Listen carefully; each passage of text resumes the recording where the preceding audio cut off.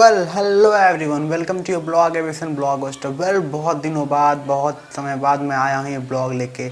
ये ब्लॉग बहुत ज़्यादा इंपॉर्टेंट होने वाला है। क्योंकि मुझसे जो भी क्वेश्चंस की गई कमेंट बॉक्स में डीएम करके, मैं सारे टॉपिक्स जो मुझसे की गई मैं इस पर सारे कवर करने वाला हूँ। मैं आपको एविएशन रिलेटेड सारी इंक्वायरीज एक ब्लॉग में तो नहीं दे पाऊँगा, ऑब्वियसली बहुत बड़ी टॉपिक हो जाएगी और मेरी ब्लॉग बहुत बड़ी हो जाएगी।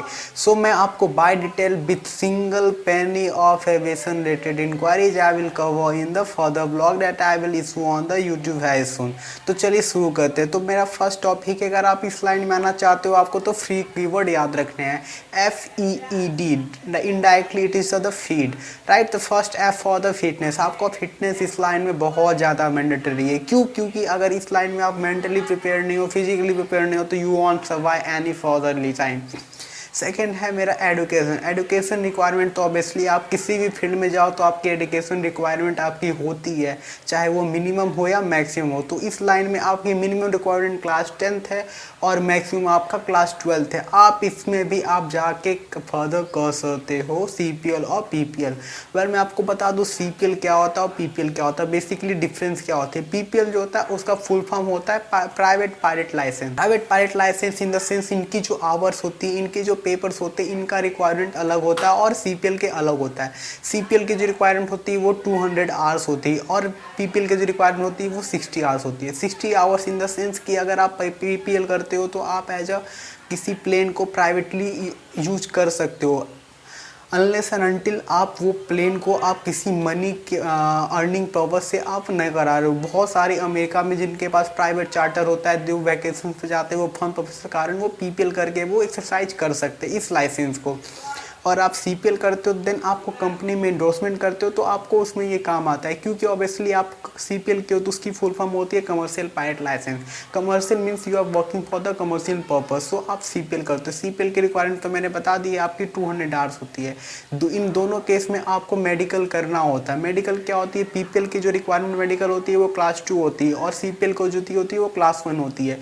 क्लास 2 और क्लास 1 मेडिकल क्या होने वाला है वो मैं आपको बताऊंगा आपको एक अगले ब्लॉग में। क्योंकि मैंने आपको भी बताया कि मैंने आपको 4 कीवर्ड बताएं। First for the fitness, second E for the education, third E for the expense and last D for the DGCS CPL papers. DGCS CPL papers जो होते हैं आपको देने पड़ते हैं, चाहे आप PPL करो या फिर CPL करो, वो आपको देनी पड़ेगी। एंडी हाउ मेरे से क्वेश्चन की जाती है कि आप ये पेपर करो। मेरा इसका वेल आंसर ये है कि आप पेपर करना चाहते हो तो आप जब लाइन में आने वाला उससे पहले कर लो। ऑब्वियसली आज नहीं तो कल आपको पेपर क्लियर करना ही है।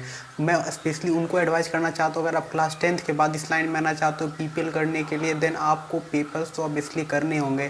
तो मैं उनको एडवाइस दूंगा कि आप 12th के बाद आओ। क्योंकि आप अगर 10th के बाद आओगे, आप PPLs की फ्लाइंग भी करोगे, आप साथ में पेपर भी करोगे, अपने साथ में बोर्ड्स में करोगे, तो वो आपके लिए काफ़ी ज़्यादा हैक्टिक हो जाएगा। क्योंकि आप एक साल में इतने सारी चीज़ों को टैकल करोगे तो obviously will be facing problem. और मैं CPL वालों के लिए ये बोलना चाहता हूँ, आप CPL करना चाहते हो और आप 12th के बाद आते हो तो आप ऑब्वियसली पेपर पहले कर लो। क्योंकि जो आप पेपर में पढ़ोगे ऑब्वियसली आप यूटिलाइज करने वाले हो अपने फ्लाइंग रिलेटेड में, तो आपको वो बहुत ज़्यादा हेल्प करेगा।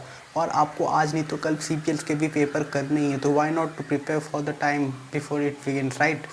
तो चलो आप ये कर लो। उसके बाद मैं बोलने वाला हूँ मेडिकल रिलेटेड में सारी क्वेरीज जो है मैं आपको बता रहा हूँ कि क्लास 2 मेडिकल होता है, वो जो DGCA अप्रूव्ड डॉक्टर होते हैं वो आपके कंडक्ट करते हैं before you pursuing in this line. This is the first medical done by you in the by the government, right, to check of capable of in this line और not. So आप जब class 2 medical करवाते हो तो class 2 medical जो होते हैं वो DGCA अप्रूव्ड डॉक्टर करते हैं। DGCA अप्रूव्ड डॉक्टर वो होते हैं जो DGCA director general of civil aviation, जो हमारी law authority and the law regulating body of the government of India है, वो हमारी दिल्ली में है। वो सारे डॉक्टर्स को अप्रूव करके रखिए कि आप क्लास 2 मेडिकल करवा सकते हो। क्लास 2 मेडिकल की रिक्वायरमेंट जो होती है वो PPL इशू करने वक्त होती है। PPL इशू करने के लिए आप क्लास 2 मेडिकल से भी आप PPL लाइसेंस ले सकते हो। CPL करने के लिए आपको क्लास 1 एनी हाउ करना होता है। फर्स्टली जब आप क्लास 1 इनिशियल करवाते हो तो आपको एयरफोर्स स्टेशन में करनी होती है। क्लास 2 मेडिकल तो आपके कोई भी डॉक्टर कर सकते हैं जो DGCA द्वारा अप्रूव्ड है। उनकी रिक्वायरमेंट जो होती है थोड़ी सी लीजर होती है, आप बेसिक उनकी जांच होती है। आपको मैं क्लास 2 के रिलेटेड और क्लास 1 रिलेटेड में आपको नेक्स्ट ब्लॉग में सारी इन्फॉर्मेशन दूंगा। तो थर्ड थिंग आती है आपकी एक्सपेंस जो होती है आपकी। आप इस लाइन में कितना एक्सपेंस करोगे, ऑब्वियसली आप एक्सपेंस करोगे तो आपका आउटकम भी अच्छा होना चाहिए। तो आपको अच्छे आउटकम के लिए मैं आपको बताऊंगा कि आप हाँ अच्छे से इन्वेस्ट करो, आप कितने रुपये लगाओगे और आपके टोटल खर्चे कितने होने वाले इस लाइन में, तो वो भी मैं बताऊँ। The fourth and the fourth one is lastly the DGCA papers. DGCA papers बहुत ज़्यादा इसमें इंपॉर्टेंस रखता है, क्योंकि आपके पास सब कुछ है और DGCA पेपर्स नहीं तो obviously you will suffering. Because मैंने बहुत सारे लोग देखे जो अपने फ्लाइंग करियर स्टार्ट कर देते हैं लेकिन DGCA पेपर्स को बहुत देर से क्लियर करते हैं, जिनके कारण उनकी फ्लाइंग भी लैप्स हो जाती है। तो I will advise you first to clear your paper before you performing this flying. मैं अभी ऑलरेडी BFI में हूँ, तो BFI की जो एडमिशन फॉर्म होती है वो साल में 2 बार निकलती है, first for the Bihar candidates and the second for the outer candidates.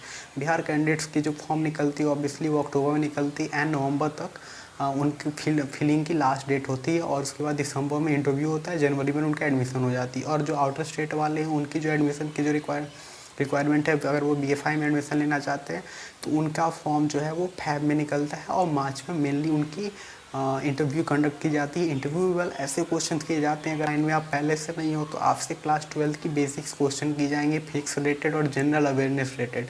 अगर आप 10th पास हो, आप PPL करना चाहते हो, आपसे जो क्वेश्चन की जाएंगे क्लास 10th की फिजिक्स पूछी जाएंगी, इंग्लिश पूछी जाएगी, नॉर्मल आपका एप्टीट्यूड देखा जाए कि आप कैसा आपका बिहेवियर है और आप कैसे हो, ठीक है। और जब आपकी जो इंटरव्यू की बात रही, और आपको बहुत सारे क्वेश्चन ये भी हैं कि आपके पास CPL पेपर है तो आपको इंटरव्यू में क्या बेनिफिट मिलेंगे। वेल मेरा इसका आंसर ये है कि आपको बेनिफिट तब मिलेगी जब आप अपने आंसर से इंस्ट्रक्टर को सेटिस्फाई कर पाओगे, क्योंकि ये सारे पेपर वर्थलेस हो जाएंगे अगर आप उसका सही वक्त पे सही जगह पे आप उसको यूटिलाइज नहीं कर पाओ। तो मेरा ये कहना है कि अगर आपके पास पेपर है तो आप वेल प्रिपेयर रहें, क्योंकि आपसे उससे जो क्वेश्चन की जाएंगे इंटरव्यू उससे रिलेटेड होने वाले हैं, क्योंकि वो रिव्यूअर्स होते हैं वो ऑब्वियसली मोस्ट एक्सपीरियंस हैं, उनके पास फ्लाइंग आवर्स ज़्यादा है, तो it's better to be for the interview, right. And बहुत सारे टॉपिक्स तो मैं इस ब्लॉग में ऑब्वियसली नहीं कवर कर सकता, क्योंकि एविएशन बहुत बड़ी इंडस्ट्री है, तो इस ब्लॉग में नहीं। तो वेल मैं बताने वाला हूँ कि इस ब्लॉग के बाद मैं 4 ब्लॉग और लाऊंगा। मैंने जैसा बताया कि मेरे 4 कीवर्ड है, first for the fitness, second E for the education, and third E for the expense, and last D for the DGCA papers. तो मैं 4 ब्लॉग और लाऊंगा, आपकी सारी एक सिंगल पेनी जो होता है ना, आपकी सारी इन्फॉर्मेशन उसमें कवर की जाएगी। तो आप इस ब्लॉग को लाइक करें, सब्सक्राइब करें और शेयर करें।